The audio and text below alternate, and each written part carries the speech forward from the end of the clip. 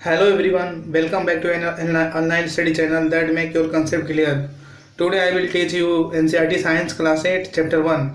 It is the second part that I will explain. आज हम लोग पढ़ेंगे एग्रीकल्चर प्रैक्टिसेज में adding manure and fertiliser. The substances which are added to the soil in the form of nutrition for the healthy growth of plant are called manure and fertilizer. वह पदार्थ जो मिट्टी में मिलाया जाता है उसकी पोषक तत्व बढ़ाने के लिए और एक प्लांट की हेल्थी ग्रोथ के लिए उसे हम मैन्योर या फर्टिलाइजर कहते हैं. It is the definition of fertilizer और मैन्योर.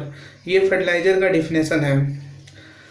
भूजू कह रहा I saw healthy crop growing in farm in the neighbourhood farm the plant were weak why do some plant grow better than other.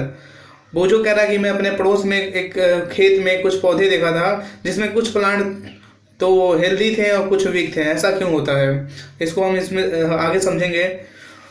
Soil supply mineral nutrient to the crop. जो मिट्टी होती है वो फसलों को nutrition supply करती है. This nutrition are essential for the growth of plant. और ये जो पोषक तत्व होते हैं प्लांट के ग्रोथ के लिए आवश्यक होते हैं. In certain area farmer grow crop after the crop in the same field. This field is never left uncultivated and fallow. Imagine what happened to the nutrition. कुछ क्षेत्रों में जो किसान होते हैं एक फसल के बाद दूसरी फसल उगाते हैं और वो खेत को कभी खाली नहीं छोड़ते हैं. तो ऐसे कंडीशन में वहाँ पे क्या होगा. Continuous growing of crop make the soil proper in poorer in certain nutritions. यदि हम लगातार किसी खेत में मतलब फसल बोते रहेंगे की तरह के तो जो उसमें पोषक तत्व हैं वो कम हो जाएंगे. Therefore farmer had to add manure to the field replenish the soil with the nutritions. इसलिए किसान क्या करता है उसमें खाद मिलाता है ताकि जो उसकी पोषक तत्व है वो बनी रहे. This process is called manuring.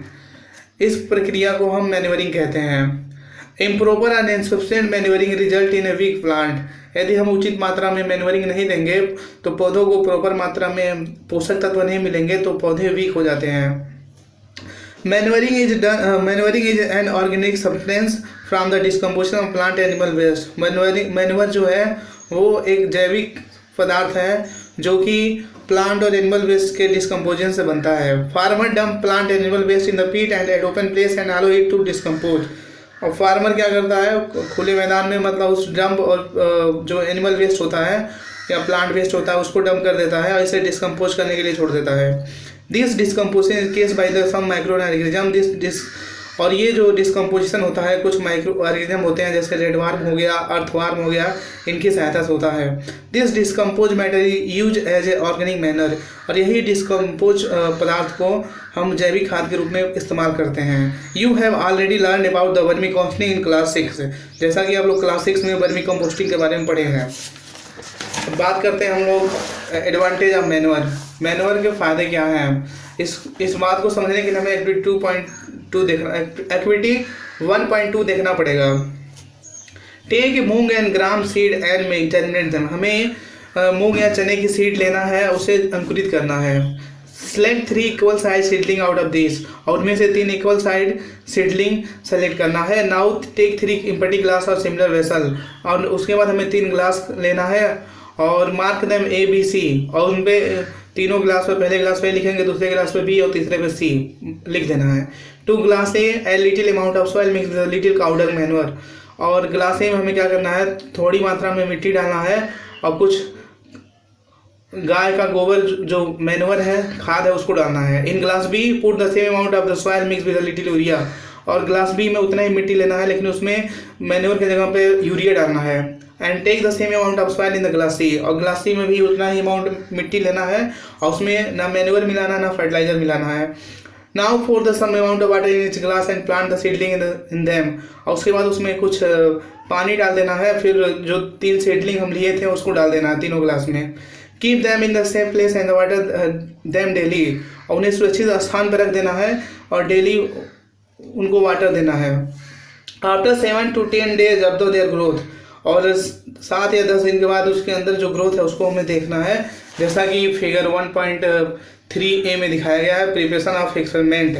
और यहाँ पर आप देख रहे हैं आप 1.b में जो growing seedling with manure and fertiliser. यहाँ पर देखेंगे हम लोग ग्लासें हैं जिसमें मिट्टी मिलाए थे सॉइल और कुछ जैविक खाद मिलाए थे. प्लांट का ग्रोथ हुआ है लेकिन थोड़ा हुआ है. और जो क्लास बी है इसमें देख रहे हैं जो प्लांट का ग्रोथ हुआ है बहुत अधिक मात्रा में हुआ है। ऐसा इसलिए हुआ क्योंकि इसमें हम लोग मिट्टी के साथ साथ यूरिया भी मिलाए थे। Did all the plant in the glass grow at the same pace? क्या जो तीनों क्लास में जो प्लांट है सभी एक ही लंबाई से बढ़े हैं, एक ही स्पीड से बढ़े हैं? Which glass show the better growth of plant? और इसमें कौन सा ग्लास है जो प्लांट का ग्रोथ बेटर दिखाया है? विच ग्लास ऑफ ग्रोथ फास्टर? और किस ग्लास में जो ग्रोथ है वो फास्टर है? सबका जो बी है इसमें बेटर ग्रोथ हुआ है, फास्टर ग्रोथ हुआ है क्योंकि हम इसमें यूरिया मिलाए थे। इस तरह ये प्रूव होता है। Fertiliser and chemical substance which are rich in the particle nutritions, how are this different from manure? तो जो फर्टिलाइजर होते हैं वो रासायनिक पदार्थ होते हैं जिसमें पोषक तत्व भरपूर मात्रा में होता है जो एक हेल्दी प्लांट के लिए होनी चाहिए। How are this different of manure? ये जो है खास से कैसे अलग हैं? Fertiliser are produce in factory. पहली बात तो फर्टिलाइजर जो होती है फैक्ट्री में प्रोड्यूस की जाती है। सम एग्जांपल ऑफ फर्टिलाइजर कुछ एग्जांपल जैसे यूरिया हो गया, अमोनियम हो गया, सल्फर हो गया, सुपर फास्फेट हो गया, पोटास हो गया, नाइट्रोजन हो गया, फास्फोरस हो गया, पोटेशियम हो गया। क्योंकि एक फर्टिलाइजर में जो एक प्लांट को हेल्दी ग्रोथ के लिए चाहिए सारे पोषक तत्व इंक्लूड होते हैं। The use of fertiliser has help farmer to get better yielding और crops such as wheat, paddy and maize. और फर्टिलाइजर का इस्तेमाल करने से जो किसान की जो फसल का उत्पादन होता है बहुत अच्छा होता है, अच्छा उत्पादन होता है, जैसे कि गेहूं का हो गया, धान का हो गया, मक्के का हो गया। But excess use of fertiliser has made the soil less fertilise. लेकिन अधिक मात्रा में हम लोग फर्टिलाइजर का यूज करेंगे तो मिट्टी का जो उर्वरकता शक्ति होती है कम हो जाती है। Fertiliser have become source of water pollution. और फर्टिलाइजर से वाटर जल प्रदूषण की समस्या भी होती है। Therefore in order to maintain the fertility of soil we have to substitute fertiliser by organic manure and leave the field and cultivate following the between two crops. तो हमें इस जो उसकी पोषक तत्व कम हो जाती है मिट्टी की, इसके लिए हमें क्या करना पड़ेगा, जो फर्टिलाइजर है उसका इस्तेमाल कम करना चाहिए और उसमें मैन्योर का यूज करना चाहिए या खेत को कुछ दिन तक खाली छोड़ना चाहिए। The use of manure improve the textile as well as its water retain capacity. और मैन्योर के खाद के इस्तेमाल से क्या होता है कि जो वाटर कैपेसिटी है और मिट्टी का जो टेक्सचर है उसको इम्प्रूव कर देता है और इसकी वाटर होल्डिंग कैपेसिटी बढ़ जाती है, पानी कंटेन करने की क्षमता बढ़ जाती है। It replaces the soil with all nutrition. और ये क्या करता है, जो मिट्टी में पोषक तत्व हैं उनको बढ़ा देता है manure. Another method of replacing the soil with nutrition through the rotation. और दूसरा तरीका है कि हमें फसलों का रोटेशन करना चाहिए। जैसे कि एक बार गेहूं का फसल बोते हैं तो अगली बार मटर की फसल बोनी चाहिए। This can be done by growing the different crop alternately. Earlier farmer in the northern India use the grow legumes as a food in the one season and wheat in the next season. और जो प्राचीन काल में जो northern India के किसान थे वो क्या करते थे, लिगमेंट्स प्लांट लगाते थे एक साल और दूसरे साल गेहूं की फसल लगाते थे। This help in the replacement of the soil with nitrogen. और जो दलहन फसलें होती हैं उनमें नाइट्रोजन जो उनका रूट होता है उनमें राइजोबियम बैक्टीरिया पाई जाती हैं जो कि नाइट्रोजन की मात्रा खेतों में बढ़ा देती हैं। Farmer are being encouraged to adopt this practice. और फार्मर को इसको बढ़ावा देना चाहिए। In the previous classes you have learn about the rhizobium bacteria. These are present in the nodules of the root of the leguminous plant. This fix atmospheric nutrition. जैसा कि हम लोग पिछले क्लास में पढ़ चुके हैं, जो राइजोबियम बैक्टीरिया होती हैं वातावरण में जो नाइट्रोजन मौजूद होता है उसको अवशोषित करके मिट्टी में मिक्स कर देती हैं। ये राइजोबियम बैक्टीरिया जो होती हैं जो दलहन फसलें होती हैं उनके जड़ों में होता है, जैसे कि ग्रेम हो गया, मटर हो गया। अब बात करते हैं difference between the fertiliser and manure. अब यहाँ पर हम देखेंगे फर्टिलाइजर और मैन्योर में क्या डिफरेंस है। अब फर्टिलाइजर इनऑर्गेनिक साल्ट, जो फर्टिलाइजर होता है वो इनऑर्गेनिक साल्ट होता है। Manure is a natural substance obtained by the decomposition of cattle dung and human waste and plant residue. जो जैविक खाद होती है वो नेचुरल पदार्थ होती है, जैसे कि जिसे काउ डंग और एंड प्लांट वेस्ट और ह्यूमन वेस्ट जो होता है उसके डिस्कम्पोजिशन बनाया जाता है। अब फर्टिलाइजर प्रिपेयर इन फैक्ट्री। और फर्टिलाइजर का जो निर्माण होता है वो फैक्ट्री में होता है। Manure can be prepare in the field. और मैन्योर का जो निर्माण होता है वो खेतों में होता है। अब fertiliser does not provide any humus to the soil. और फर्टिलाइजर जो है मिट्टी को थोड़ा भी ह्यूमस नहीं देता है। Manure provide a lot of humus to the soil. और जो मैन्योर होता है वो मिट्टी को अधिक मात्रा में ह्यूमस प्रदान करता है। Fertiliser are very rich in the plant nutrition like nitrogen, phosphorus and potassium. और फर्टिलाइजर में बहुत अधिक मात्रा में पोषक तत्व पाए जाते हैं, जैसे कि नाइट्रोजन हो गया, फास्फोरस हो गया, पोटेशियम हो गया। Manure is relatively less rich in plant nutrition. और जो मैन्योर होती है, जैविक खाद होती है, वो फर्टिलाइजर का अपेक्षा कम पोषक तत्व देती है। Table 1.1 give the difference between the fertiliser and manure. तो टेबल 1.1 में जो डिफरेंस है फर्टिलाइजर और मैन्योर में वो दिया है। अब बात करते हैं एडवांटेज ऑफ मैन्योर, खाद के, जैविक खाद के हमें क्या फायदे हैं।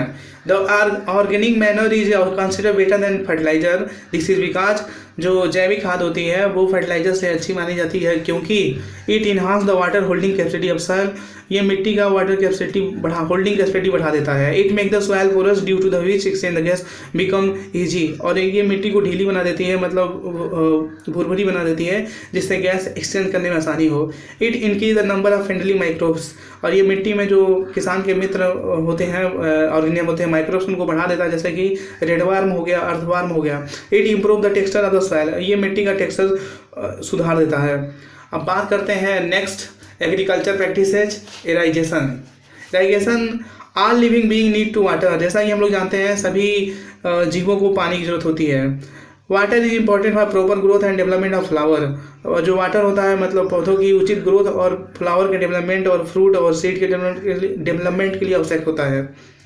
Water is observe by the plant root, जो वाटर होता है प्लांट के रूट द्वारा ऑब्जर्व किया जाता है।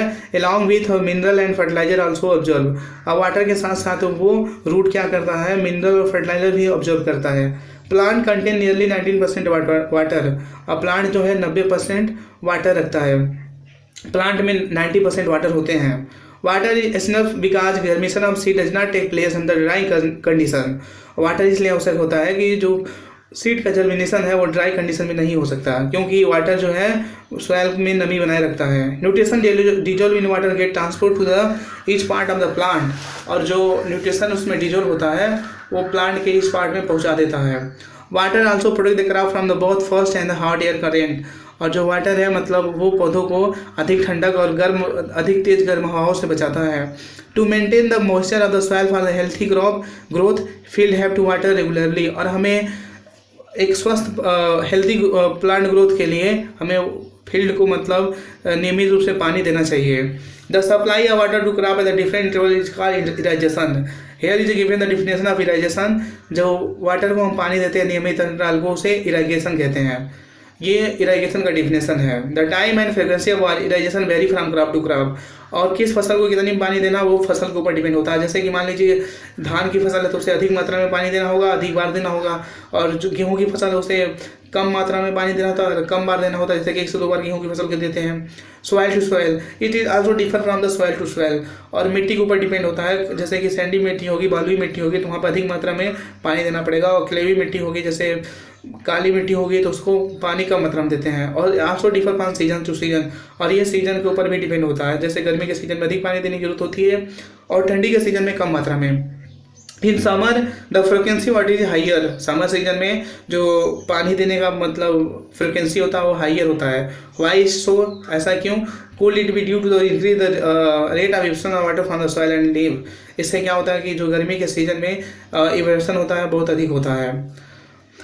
अब बात करते हैं सोर्स ऑफ इराइगेशन, जो सिंचाई के साधन है। The source of irrigation are well हो गया, ट्यूबवेल हो गया, पॉन्ड हो गया, लीव हो गया, रिवर हो गया, डैम हो गया, कैनल हो गया, ये सारे जो है इराइगेशन के साधन है, जैसे well, tubewell, pond, lake, river, dam and canal. अब बात करते हैं the traditional method of irrigation. आप लोग यहाँ पर देख रहे हैं जो ट्रेडिशनल मेथड है मतलब पुरानी परंपरा है सिंचाई का, ये सारे मेथड जैसे कि मोटर हो गया। The water available in the lake and canal is lifted by the different method of different region from the taking in field। जो वाटर हमें तालाबों में, झीलों में, नदियों में मौजूद होता है उसे अलग अलग तरीके से अलग अलग क्षेत्रों में तरीका अपनाया जाता है खेतों तक पानी लाने के लिए। और इसमें क्या क्या यूज होता था? कैटल या human labour use in this method, और इन मेथड में जो जानवर होते थे या मनुष्य होते थे उनके लेबर का इस्तेमाल किया जाता था। This method are cheaper but less efficient, यह मेथड जो है बहुत ही सस्ता है लेकिन बहुत कम कारगर है। The various station way are, देखिए यहाँ पर पुली सिस्टम है, यहाँ पर चैन पंप सिस्टम है, आप ये फिगर देख रहे हैं, ये चैन पंप सिस्टम हो गया, ये ढेकली सिस्टम है और ये राहत सिस्टम है। Pump are common use for lifting water, pump जो है बहुत ही कॉमन है वाटर को लिफ्ट करने के लिए, जैसे कि ये चलता है डीजल से, बायोगैस से, इलेक्ट्रिसिटी से एंड सोलर एनर्जी से। अब बात करते हैं मॉडर्न मेथड ऑफ इराइगेशन। जो सिंचाई के आधुनिक तरीके हैं, जैसे कि बात करते हैं modern method of irrigation help us to use water economically. जो आधुनिक तरीका है सिंचाई का, वो वाटर का मतलब फिजूल खर्ची बचाता है। This main method use as follow, इसमें जो प्रमुख मेथड है उनको दिया गया है, जैसा कि पहला है स्प्रिंकल सिस्टम और दूसरा है ड्रिप सिस्टम। तो सबसे पहले हम बात करेंगे स्प्रिंकल सिस्टम का। This system is more useful on the uneven land where the sufficient water is not available. यह सिस्टम ऐसे जगहों के लिए बहुत ही उपयुक्त होता है जहाँ की लैंड जो होती है उबड़ खाबड़ होती है और जहाँ पानी की समस्या होती है। This the perpendicular pipe having the rotating nozzle on top, जो इसमें परफिंडल पाइप होती हैं, लगी होती हैं, जिनमें लास्ट में नोजल लगा होता है, जैसा कि आप फिगर में आप लोग देख पा रहे होंगे। और when water is allowed to flow through the main pipe under the pressure with the help of pump, और जैसे कि वाटर मेन पाइप से प्रेशर के साथ फ्लो होती है, it get sprinkle on the crop as if it's raining, और ये क्या करती है, पौधों पे छिड़काव करती है जैसे कि बारिश के रूप में फुहारे गिरते हैं। Sprinkler is very useful for Sandy soil, ये बालुई मिट्टी के लिए बहुत ही आवश्यक होता है स्प्रिंकल सिस्टम, जैसा कि फिगर 1.8 में आप लोग देख रहे हैं। अब बात करते हैं drip system. In this system the water fall drop by drop just as the position of root. Drip system में क्या होता है, जो वाटर है वो बूंद बूंद पौधों के जड़ के पास गिरता है, so it is called drip system, इसलिए इसको हम ड्रिप सिस्टम कहते हैं। It is the best technique for the watering fruit plant, और ये जो फ्रूट प्लांट होते हैं या गार्डन होते हैं या ट्री होते हैं, उनको सिंचाई करने का सबसे बेस्ट सिस्टम होता है। This system provide the water to plant drop by drop, और इस सिस्टम में जो वाटर है प्लांट को ड्रॉप बाई ड्रॉप प्रोवाइड करता है, जैसा कि फिगर आप 1.5 बी में आप लोग देख रहे हैं। Water is not wasted at all, और इस मेथड में जो वाटर है बिल्कुल भी वेस्ट नहीं होता है। It is bone in the region where the availability of water is poor, ऐसे जगहों के लिए वरदान है जहाँ पे पानी की समस्या है या पानी बहुत कम है। अब बात करते हैं प्रोटेक्शन फ्रॉम द वीड। जो नेक्स्ट एग्रीकल्चर प्रैक्टिसेज हैं, जैसे कि protection from weed. Weed means क्या होता है, undesirable plant that grow along with crop. Weed मतलब वीड को हम खरपतवार कहते हैं, जो कि फसलों के साथ अपने आप उग जाते हैं, इनको बोया नहीं जाता। Boojho and Paheli went to the nearby wheat field and saw that there were some other plant in the field. Boojho और पहली पास के खेत में गए, वहाँ पे उन्होंने देखा कि कुछ ऐसे पौधे थे जो फसल के साथ अपने आप उग गए थे। हैव दिस अदर प्लांट है प्लांटेड पर्पजली, तो बूझो कह रहा है क्या इन पौधों को किसी उद्देश्य से लगाया गया था कि अपने आप उग गए हैं। In a field, many other undesirable plant may grow naturally along with crop. These undesirable plant are called weeds. तो वो undesirable plant जो अपने आप उग जाते हैं उन्हें हम weed कहते हैं। The removal of weed is called weeding. और weed को जो हटाने का तरीका होता है उसे हम weeding कहते हैं। Weeding is necessary for since weeding complete with the crop plant for the water, nutrition and space light. Weeding इसलिए आवश्यक होता है कि जो पौधों के बीच कंपटीशन होता है उसको कम कर देता है, जैसे कि उनको प्रॉपर मात्रा में वाटर मिलेगा, पोषक तत्व तो मिलेंगे, उनके जगह हो जाएगा और लाइट मिलेगा। They affect the growth of the crop, और वो पौधों की ग्रोथ को प्रभावित करते हैं। Some weed interfere even the harvesting and may be poison for animal and human being. और कुछ वीड जो होते हैं हार्वेस्टिंग के समय उग जाते हैं और कट जाते हैं, तो जानवरों के लिए और मनुष्यों के लिए हार्मफुल जहरीले होते हैं। Farmer adopt many way to remove weed and control their growth.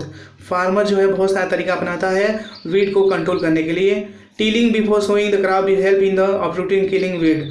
बोने से पहले खेतों को उसको जुताई कर देते हैं वीड खेतों के साथ, तो विच में then dry up and get mix with the soil, जो कि अपरूटिंग जो हो जाते हैं और वो वीड जो है सूख जाते हैं और सूख कर सड़ गल कर मिट्टी में मिक्स हो जाते हैं। The best time removal weed is before the produce flower and seed. और सबसे अच्छा टाइम वो होता है वीडिंग का जब पौधों में फ्लावर या सीड आते हैं। The manual removal include the physical removal of weed by uprooting and cutting them also close to ground from time to time. This is done with the help of khurpi. तो कुछ manual removal भी apply किए जाते हैं, जैसे कि हाथ से मतलब उखाड़ कर फेंक देना या खुरपी की सहायता से उसको जड़ के करीब से काट कर फेंक देना। Weed are also control by the using certain chemical called weedicide. और वीड जो है कुछ केमिकल होते हैं उनके द्वारा भी कंट्रोल किया जाता है, जिसे हम वीडिसाइड बोलते हैं। Like 2,4-D। These are spread in the field to kill the weed. ये क्या होता है, खेतों में इसका छिड़काव होता है वीड को ख़त्म करने के लिए, खरपतवार को ख़त्म करने के लिए।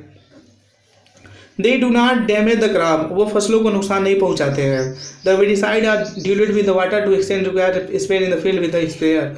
और वेटसाइड जो होता है वो वाटर में उचित मात्रा में मिलाकर और स्प्रे की सहायता से खेतों में उसका छिड़काव किया जाता है। अब बात करते हैं already mention the weedicide spray during the vegetative growth of the weed before flowering and formation. जैसा कि ये पहले ही बता दिया गया है कि जो वीडसाइड का हम छिड़काव करते हैं उसमें फ्लावर या सीड आने से पहले। Spraying of weedicide is affect the health of farmer. और जो वीडसाइड का छिड़काव होता है उससे फार्मर का जो हेल्थ है उससे प्रभावित होता है। So the should use this chemical very carefully they.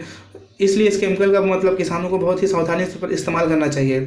They should cover their nose and mouth with the piece of cloth during the spraying this chemical. और उनको जो इस वीडसाइड का जब छिड़काव करना है तो उस समय वो अपने माउथ को और नोज को कपड़े से ढकना चाहिए। अब बात करते हैं हार्वेस्टिंग। हार्वेस्टिंग मीन्स होता है फसलों की कटाई। Harvesting crop is important task. जो हार्वेस्टिंग है फसलों का बहुत ही इंपॉर्टेंट टास्क है। The cutting of crop after it mature is called harvesting. जब फसल पूरी तरह से मैच्योर हो जाती है, पक जाती है, तो हार्वेस्टिंग करते हैं। Harvesting crop are pull it out or close to the ground, cut do close to ground. Harvesting दो तरीके से होता है, या तो उसको प्लांट को रोटेट कर दिया जाए, खींच कर उखाड़ दिया जाए, या जड़ से उसको काट दिया जाए। It is usually take the 3 or 4 months of cereal crop to the mature. और जो अनाज की फसलें होती हैं उनको लगभग 3 या 4 महीने लगते हैं पूरी तरह मैच्योर होने के लिए। Harvesting in our country either done by manually, by sickles, by machine. और हमारे देश में जो हार्वेस्टिंग है या तो मैनुअली हंसिए से किया जाता है या तो मशीन से किया जाता है। और जिस मशीन से किया जाता है उसे हम हार्वेस्टर कहते हैं। In the harvested crop the grain seed need be separated. और जो फसल हार्वेस्टेड हो जाती है मतलब कट जाती है, उसमें से भूसे में से जो ग्रेन अनाज के सीड होते हैं उनको अलग करना होता है। This process is called threshing. Threshing वह प्रोसेस है जिसमें अनाज सीड को भूसे के से अलग करना, उसे हम थ्रेसिंग कहते हैं। This is carried out with the help of machine called combine, which in fact combine harvester and thresher.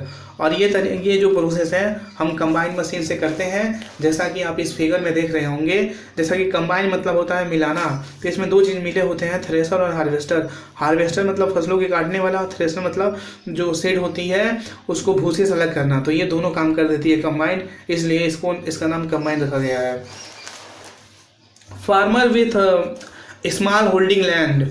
Farmer with small holding land do separation of grain by chip by winnowing. और जो किसान जिनके पास थोड़ी मात्रा में खेत होते हैं वो क्या करते हैं, इस प्रोसेस को विनोइंग द्वारा अपनाते हैं। जैसे कि ओसाते हैं, इसमें क्या होता है चिप ग्रेन और भूसे को अलग कर देते हैं, सीड और ग्रेन अलग हो जाते हैं। You have already studied in class 6, जैसा कि आप लोग इसके बारे में क्लास 6 में पढ़ चुके हैं।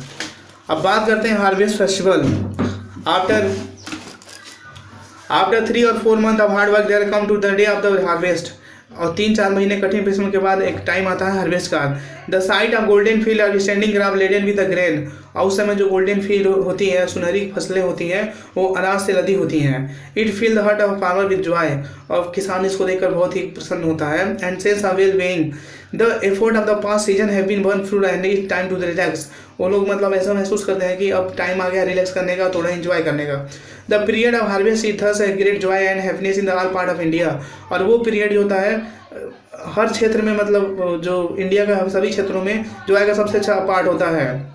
Man and women celebrate is the great enthusiasm. और स्त्री और पुरुष इस त्यौहार को मतलब बहुत ही उत्साह से मनाते हैं।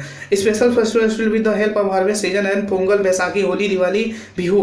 और कुछ इंपॉर्टेंट त्यौहार जो हैं जो हार्वेस्ट फेस्टिवल सेलिब्रेट किया जाता है, जैसे कि बैसाखी हो गया, होली हो गया, दिवाली हो गया, etc। अब बात करते हैं लास्ट एग्रीकल्चर प्रैक्टिसेज, जिसको हम कहते हैं स्टोरेज। स्टोरेज में होता है फसलों का, अनाजों का रख रखाव। Storage for this is important task crop grain are to be kept for longer time. और स्टोरेज जो है हमें बहुत ही महत्वपूर्ण कार्य होता है यदि हम फसलों को बहुत लंबे समय तक, अनाज को बहुत लंबे समय तक रख सकते हैं। This should be safe from the moisture. उनको क्या करना है, हमें नमी से बचाना, इंसेक्ट बचाना, रेट्स बचाना है और माइक्रो ऑर्गेनिज्म से बचाना है। द फ्रेश क्रॉप है द मोर मॉइस्चर। जो ताज़ी कटी हुई फसल होती है उसके अंदर नमी बहुत ज़्यादा होती है। If freshly harvested grain seed are stored without drying, they may get spoil attack by the organism losing their germination capacity. यदि हम ताज़ी कटी हुई फसलों को मतलब बगैर सुखाए रख देंगे तो उसमें वो फसल अनाज नुकसान हो जाएगा और उसकी जो जर्मिनेशन कैपेसिटी है वो कम हो जाएगी। हेंस बिफोर स्टोरिंग दैम, इसलिए उनको रखने से पहले the grain are properly dried in the sun, इसलिए ग्रेन अनाज को कटने के बाद धूप में सुखाना चाहिए। To reduce the moisture in them, this is prevent the attack by the insect, pests and bacteria fungi. और ये क्या करता है, जो इंसेक्ट और बैक्टीरिया से होता है उससे बचाता है जब हम अनाज को सुखा देते हैं। ये तरीका होता है soil silo of storage grain को स्टोर करने के लिए। अब बात करते हैं स्टोरेज ग्रेनरी, और अधिक मात्रा में यदि अनाज होते हैं तो इसे हम ग्रेनरी में स्टोर करते हैं। ग्रेन इन जूट बैग और मेटलिक बिन्स, ग्रेन को हम या तो जूट बैग में भर देते हैं या तो कुछ मेटलिक बिन होते हैं जो टीन के डिब्बे होते हैं, मेटलिक बिन होते हैं उसमें भर देते हैं। How the large scale storage grain is done in soil and granary and protect from the pets like rat and insect. यदि अधिक मात्रा में हमें अनाजों का स्टोर करना है तो उसके लिए हमें ग्रेनरी का इस्तेमाल करते हैं, जिससे रैट और इंसेक्ट से बचाता है, जैसा कि आप लोग फिगर 1.10 ए और बी में देख सकते हैं। Dry and neem leave are use for the storing food grain at home, और सूखी पत्तियां जो हैं घरों पे यूज की जाती हैं, मतलब थोड़े से अनाज हो तो उनको रखने के लिए। For storing large quantity of grain in the big godown, और अधिक मात्रा में यदि हमें अनाज स्टोर करना है तो उसको हम गोदाउन में रखते हैं। और specific chemical treatment are required for protect them from the pest and micro organism, और उसमें एक स्पेशल जो केमिकल होता है वो इस्तेमाल किया जाता है, जिससे मैलेथियन होता है, उसको लगाकर रखते हैं गोदाउन में। फूड फ्रॉम द एनिमल, यहाँ पे हम देखेंगे जो टेबल 1.3 है फूड फ्रॉम एनिमल, मतलब अभी हम लोग देख रहे थे ऐसे फूड है जो प्लांट से मिलते थे। अब इसमें देखेंगे मिल्क जो है हमें काउ से मिलता है, बफेलो से मिलता है, सी गोट से मिलता है, सी कैमल से मिलता है। इसी तरह 3 फूड और लिखना है जो हमें एनिमल से मिलते हैं, जैसे कि मान लीजिए मीट हो गया, फ्लैश हो गया, तो ये हमें गोट से मिलता है, सी गोट से मिलता है, हैन से मिलता है, ऐसे ही आपको फिल करना है। After completing this table, must have seen that like plant animal also provide us with a different kind of food। और हम ये जब टेबल ये कंप्लीट कर लेंगे तो देखेंगे कि पौधों की तरह एनिमल भी हमें फूड प्रोवाइड करते हैं। मैनी पीपल भी in coastal area consume fish as many part of their diet, main part of their diet. बहुत सारे लोग जैसे जो समुद्रों के किनारे रहते हैं, नदियों के किनारे रहते हैं, वो फिश कंज्यूम करते हैं अपने मेन पार्ट की डाइट में। इन the previous classes you have learn about the food that obtain from the plant, और पिछले क्लास में आप लोग पढ़ चुके हैं कि ऐसे कौन से फूड हैं जो हमें प्लांट से प्राप्त होते हैं। We have just that process of crop production involve in number of step like selection of seed, sowing its seeds, similarly animal at home in farm have to provide with the proper food and shelter and care. जैसा कि हमें एक फसल को उगाने से पहले बहुत सारे एग्रीकल्चर प्रैक्टिस करने होते हैं, जैसे कि preparation of soil, sowing, seeding, weeding, तमाम ये तरीके अपनाते हैं। उसी तरह हमें एक जैसे कि एक फॉर्म में कुछ एनिमल यदि हम have to provide proper food and shelter and care, जैसे कि हम कुछ जानवर पाले हैं तो उनका भी हमें उचित मात्रा में देख रेख करना होता है। Which this is done in large scale is called animal husbandry, और इस प्रक्रिया को यदि हम बहुत अधिक मात्रा में करते हैं तो उसे एनिमल हस्बेंड्रिंग कहते हैं। तो I will finish this chapter and you please like and subscribe and share my YouTube channel if you want to watch my next video. So I thank you.